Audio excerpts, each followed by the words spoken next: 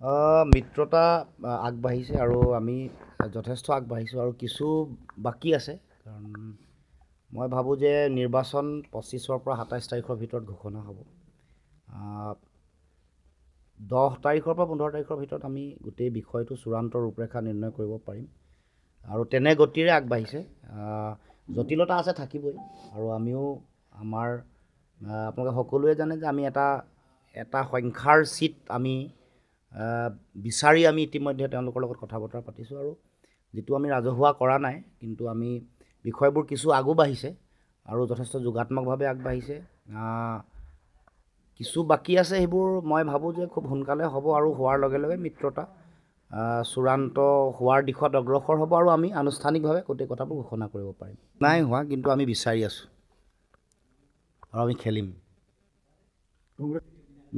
মিত্ৰজোঁটৰ হ'ব, এইটোতো হয়। মিত্ৰজোঁটৰটো হ'ব, সঁচা কথা এইটো। কংগ্ৰেছত কৈছে চাগে মিত্ৰজোঁটৰ কথাই কৈছে, তেনেকৈ ওলাই গৈছে আৰু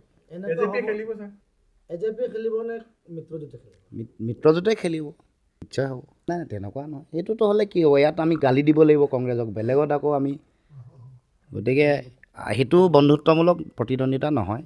স্পষ্ট কথা, আমি মানে হিমন্ত বিশ্ব শৰ্মা তেওঁৰ সাম্প্ৰদায়িক ৰাজনীতিক উৎখাত কৰিবৰ কাৰণে আৰু হিমন্ত বিশ্ব শৰ্মাৰ লগত গোপনে প্ৰেম কৰি থকা বদৰুদ্দিন আজমলক উৎখাত কৰিবৰ কাৰণে আমাৰ একেলগে যৌথ ৰণকৌশল হ'ব, একেধৰণৰ শক্তিশালী কৌশল হ'ব। গতিকে মূল লক্ষ্য, সাম্প্ৰদায়িকতাৰ দুটা মেৰু থাকে আৰু দুয়োটা মেৰুৰ মাজত এটা সম্পৰ্ক থাকে, মিটিং পইণ্ট বুলি কয়।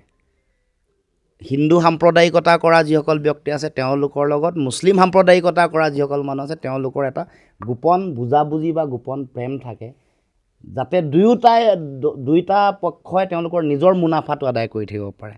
উগ্ৰতা দেখুৱাই দুইফালে লাভান্বিত হ'ব পৰা যিটো ৰাজনৈতিক যিটো আখৰা বা যিটো ৰাজনৈতিক পাশা খেল, সেইটো তেওঁলোকে খেলি থাকিব কৈছে। কিন্তু আমি সম্পূৰ্ণ দুয়োটা ৰাজনীতি উৎখাত কৰিবৰ কাৰণে আমি সিদ্ধান্ত লৈছোঁ আৰু সেইকাৰণে আপোনালোকে যিবোৰ কথা কৈছে, মিত্ৰতা কৰাৰ লগে মানে বন্ধুত্বমূলক নিৰ্বাচন হোৱাৰ লগে লগে তেওঁৰ লাভ হ'ব, গতিকে সেইটো কেতিয়াও হ'বলৈ আমি নিদিওঁ। আৰু আমাৰ লক্ষ্য যে অসমৰ মাটিৰ পৰা বিজেপিক উৎখাত কৰা, লগে লগে বদৰুদ্দিন আজমল চাহাবৰ যিটো ভয়ংকৰ সাম্প্ৰদায়িক ৰাজনীতি তাকো পুলিয়ে পোখাই উৎখাত কৰা।